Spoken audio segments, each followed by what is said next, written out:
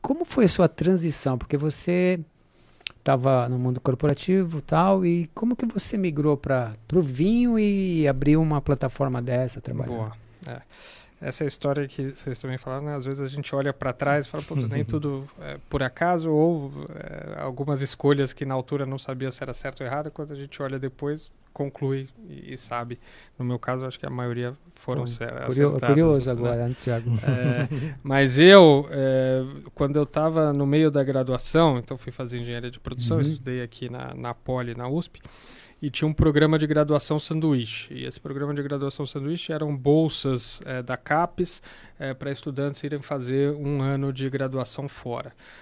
E eu, basicamente, na época, morava com a minha mãe, não tinha saído de casa, porque sou daqui de São Paulo, estava fazendo a Universidade de São Paulo, e tinha vontade de ter uma experiência fora de casa, fora do Brasil, não tinha pai-trocínio ou mãe-trocínio para fazer isso, e a bolsa me saltou aos olhos ali, então acabei postulando, e na altura existiam 3 programas, um para os Estados Unidos, um para a Alemanha, um para a França, e eu não lembro quando que era a data ali, mas era um programa que começava um ano depois da aplicação das provas, do processo seletivo.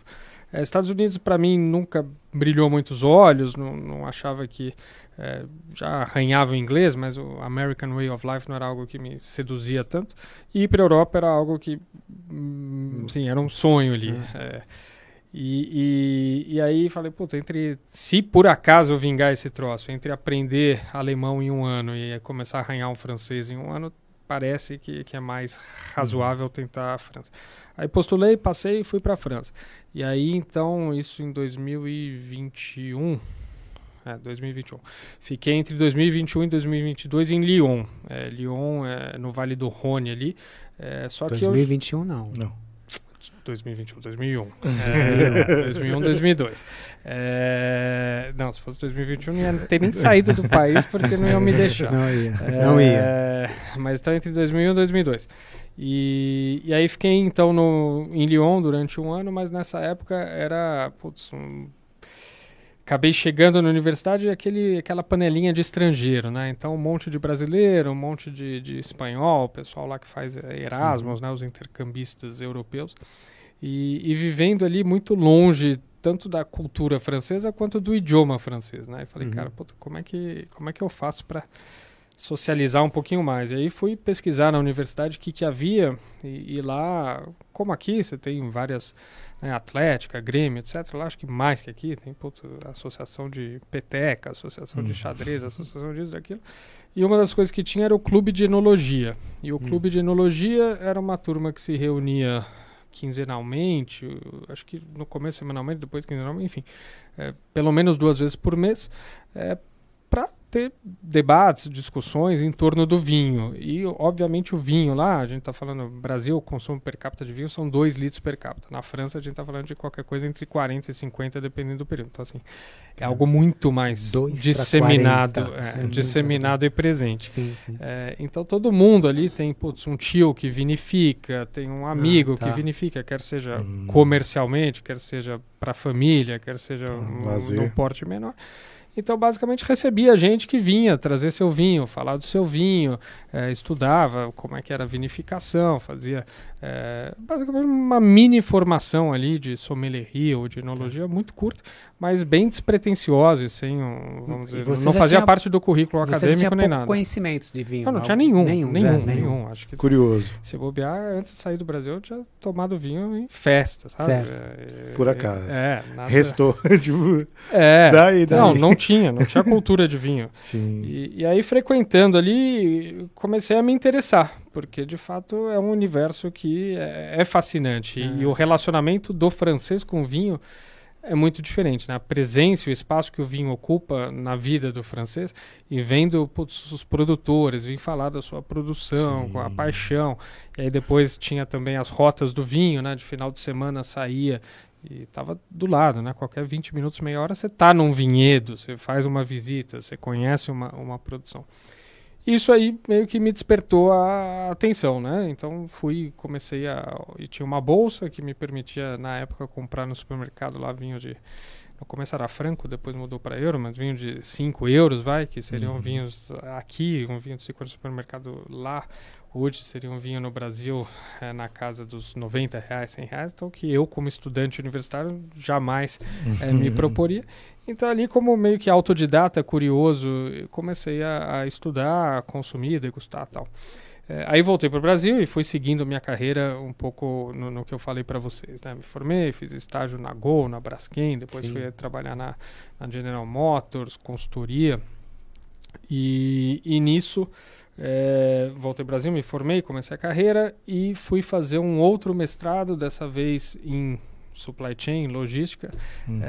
E aí eu tinha conseguido uma bolsa para estudar de novo na França, também tinha gostado da primeira experiência, queria voltar para a Europa. Fiquei 2 anos em Paris, e aí o vinho foi fazendo parte do meu dia a dia como hobby. E, aproveitar, degustar, ler, quando tinha férias, viajar, conhecer. E aí voltei ao Brasil, fui seguindo então a carreira, e nos meus 27 anos mais ou menos, foi quando eu comecei a me questionar, será que essa carreira, para onde eu estou levando ela, é onde eu quero estar? E o vinho sempre ali, meio que a dúvida presente ali, não... presente, mas será que dá para fazer algo? E eu me sentia bem despreparado, né? Para mim entrar nessa indústria, porque eu gosto, muito legal, tal, mas preciso me preparar. Não é tão fácil, né? E aí comecei a entender um pouco mais de como a indústria no Brasil estava estruturada. O que me encantava era sempre essa parte mais voltada a comércio e marketing, de fato, tentar construir uma cultura de vinho no Brasil, pelo menos garantir que o vinho tenha uma presença diferente e mais próxima ao que é na Europa, e garantir momentos legais e que as pessoas tenham prazer com o vinho. Existe algum registro que você pode falar, a partir de 2010, a partir de 2005, o vinho começou a ter um movimento diferente no Brasil? Não, eu acho que o vinho no Brasil, quando a gente olha até a estatística, né, de consumo per capita, ele vem nessa faixa aí de 2 litros per capita andando de lado. Onde houve uma mudança de ponteiro foi na pandemia. Na pandemia ele sai ali, então sempre flutuou ali entre 1.5 e 1.8, 2. Ele saiu de 2 e chegou a bater 2.8, 2.6, dependendo da fonte ou do critério que a gente usa de população. Então, de fato, a pandemia, eu diria que é o momento que alavancou. O que houve no passado, do ponto de vista de ciclos, são momentos em que o vinho importado toma maior presença ou menor presença, mas mais numa migração entre o que é o vinho nacional, ou o vinho suave, o vinho de mesa e o vinho fino. Então existem alguns movimentos no que é o vinho como um todo, combinando todas essas categorias, mas se não nada tão transformacional nos últimos anos. E aí para concluir, eu me sentia despreparado ali, e já tinha essa escola de fazer formações fora, tentar postular para bolsas e tal. E eu falei, será que existe alguma formação em vinhos que eu poderia tentar pleitear e de fato adquirir uma bagagem mais formal e acadêmica que depois me permita dar um passo e ou empreender ou tentar entrar na indústria? E aí pesquisando, tinha várias formações no Brasil, mas as que tinham no Brasil sempre para um lado muito técnico, ou a parte técnica mais agronômica, de cultura e cultivo da vinha, ou a parte técnica mais de adega e cantina, né, de vinificação e enologia, mas nada tão amplo. Hoje até vemos formações mais completas de negócios, né, do vinho, mas na altura era só a parte mais hard mesmo, de cultivo da vinha ou processos de vinificação. E aí eu encontrei na Europa o currículo que eu acabei fazendo, que era um mestrado em vitivinicultura, enologia, marketing e comércio dos vinhos. E isso foi em 2007 já, não 27. E aí nessa altura eu falei, cara, vou via a grade, né, toda a trajetória acadêmica, né, e o currículo, e me pareceu interessante, trazia vários dos temas que eu queria me aprofundar e aprender. E aí, nesse caso, eu me submeti à candidatura, mas super despretensioso, né? Porque eu falei, cara, tudo bem, o que eu tinha feito na vida ali, a graduação sanduíche, o mestrado em supply chain, eram candidaturas mais fáceis de defender, porque tinham tudo a ver com o que eu vinha conquistando e a trajetória que eu estava construindo. E nesse caso, eu falei, bom, vou postular.